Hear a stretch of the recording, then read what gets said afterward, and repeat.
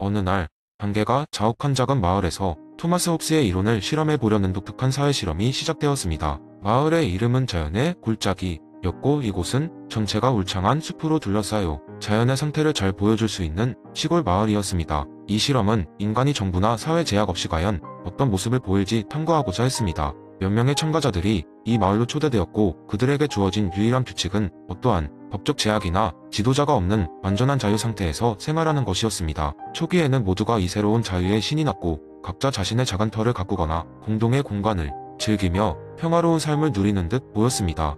그러나 시간은 그리 오래 걸리지 않았습니다. 처음으로 문제가 발생한 것은 식량 문제였습니다. 제한 없는 자유 속에서 사람들은 자신의 이익을 우선으로 하게 되었습니다. 일부 참가자들은 서로 경쟁하며 다른 사람들보다 더 많은 식량을 확보하려 했고 이를 통해 위기를 대비하려 했습니다. 이러한 행위는 곧 식량 불균형을 불러왔고 식량을 충분히 확보하지 못한 사람들 사이에서는 불만이 터져나오기 시작했습니다. 식량 문제에서 비롯된 불신과 갈등은 점차 마을 전역으로 퍼져나갔습니다. 기상천외한 계략을 세워 다른 사람의 물건을 빼앗는 이가 있는가 하면 지켜야 할 규칙이 없는 상황에서 사소한 다툼은 폭력으로 번지기 일쑤였습니다. 이제 자연의 골짜기는 홉스가 말한 만인에 대한 투쟁의 장이 된 것입니다. 이를 목격한 사회 실험의 참관자들은 결국 이 실험을 종료하기로 결정했습니다. 마을 사람들을 집합시켜 인간이 자연 상태에서 살아가기 위해 필요한 것은 단지 자원을 얻는 능력이 아니라 서로를 이해하고 협력하는 능력임을 설명했습니다. 그들은 혹시 리바이어던 이론에 따라 강력한 중앙 권력의 중요성을 다시 한번 인식하게 되었고 서로를 보호하고 협력하기 위한 새로운 사회 계약을 맺기로 했습니다. 그렇게 자연의 골짜기에는 새로운 리더십이 구성되었고 사람들은 다시금 평화와 안정 속에서 살아갈 수 있었습니다. 이 실험은 인간 사회에서 질서와 협력의 중요성을 일깨워주는 소중한 교훈으로 남았습니다. 마을 사람들은 이후로도 이 경험을 기억하며 자신의 자유와 권리를 지키기 위해 서로를 존중하는 방식으로 살아가게 되었습니다. 그리고 이 이야기는 후세대에 전해져 인류가 어떻게 사회를 구성해야 하는지에 대한 하나의 중요한 이정표가 되었습니다. 두 번째 이야기, 옛날 옛적 혹은 아니 요즘 시대지만 좀 더 동화 같은 이야기로 시작해 보겠습니다. 현대의 한 도시, 바로 그 이름은 루소베리. 도시는 다름 아닌 장자크 루소의 사회계약론을 실험하기 위해 만들어진 특별한 장소였습니다. 이 도시는 갑자기 모인 몇 사람들에 의해 시작되었고 그들은 이론적으로 만든 새로운 사회적 계약을 시험하기로 했습니다. 처음에는 모든 것이 완벽해 보였습니다. 도시의 모든 주민들은 자연 상태에서의 자유와 평등을 누리며 친구 같은 공동체를 형성했습니다. 사람들은 자연을 포옹하며 생겨난 이 도시에서 행복한 날들을 보내고 있었죠. 그들은 서로의 의견을 적극적으로 듣고 존중하며 다른 사람을 돕는 것을 기쁨으로 삼았습니다. 루소빌의 첫 번째 법은 모두가 각자의 의견을 말할 권리를 가진다는 것이었습니다. 사람들이 모여 회의를 열 때면 어느 누구도 소외되지 않았습니다. 주민들은 큰원을 이루고 서로 마주 보며 하루의 이야기를 나누었습니다. 주민들은 문제를 해결하기 위해 모일 때 혹은 새로운 계획을 세울 때 항상 이 대화를 우선시했습니다. 하지만 아무리 이상적인 사회라도 시간이 지나면서 작은 갈등이 생기기 마련이죠. 어느 날인가는 갑자기 도시 소유의 저수지 물이 줄어들기 시작했습니다. 모두가 자유롭게 이용하던 자원이 사라져가자 불편이 커졌고 그로 인해 사람들 사이에 긴장감이 돌기 시작했습니다. 여기에서 루소빌의 새로운 사회 계약이 시험대에 올랐습니다. 사람들은 한데 모여 그것을 어떻게 해결할 것인가에 대해 토론을 시작했습니다. 그들은 자연 상태에 자유로운 삶이 아닌 모두가 납득할 수 있는 일반 의지를 찾기로 했습니다. 누구도 자신의 이익만을 주장할 수 없다는 것이 진 원칙이었습니다. 주민들은 다양한 제안과 의견들을 주고받으며 저수지의 적절한 사용 방법에 대해 고민했습니다. 토론이 끝나고 나온 결과는 예상외로 간단했습니다. 사람들은 루소 룰렛이라는 특별한 시스템을 도입하기로 했습니다. 자원을 나누어 사용할 수 있는 시간을 루소 룰렛으로 무작위로 정해 모든 이가 공정하게 이용할 수 있도록 만든 것이죠. 이는 모든 주민들에게 같은 기회를 부여합니다. 누구나 매일 다른 시간에 자원을 사용할 수 있게 됨으로써 그 불편을 최소화하고 자원의 고갈을 막을 수 있었습니다. 루소빌은 이 실험을 통해 일반 의지의 중요성을 깨달았습니다. 개인의 자유를 존중하면서 공동체의 이익을 적극적으로 고려할 때 비로소 문제가 해결될 수 있었던 것입니다. 그리고 이러한 경험은 결과적으로 주민들로 하여금 서로를 더 깊이 이해하고 존중하는 계기가 되었습니다. 루소빌의 이야기는 루소의 사회 계약론이 단지 이론에 머무르지 않고 현실에서 어떻게 적용될 수 있는지 보여주는 예시가 됐습니다. 자유와 평등, 그리고 일반 의지를 바탕으로 한 이 작은 도시는 많은 사람들에게 이상적인 사회의 가능성을 상기시켜 주었습니다. 그렇게 루소빌의 사람들은 이야기 속에서 늘 웃음을 잃지 않고 서로를 지켜주며 살아갔답니다. 세 번째 이야기, 옛날 옛적에 효자 마을이라 불리는 작은 마을이 있었습니다. 이 마을은 이름처럼 주민들 모두가 서로를 돕고 친절과 배려로 생활하는 아름다운 공동체였습니다. 마을 사람들은 종종 어려움에 처한 이웃을 돕기 위해 모여들었고 그 모습은 항상 따뜻하고 감동적이었습니다. 하지만 이 마을에는 한 가지 독특한 규칙이 있었으니 그것은 바로 효과적 이타주의 원칙 협회에서 주는 지침에 따라 행동해야 한다는 것이었습니다.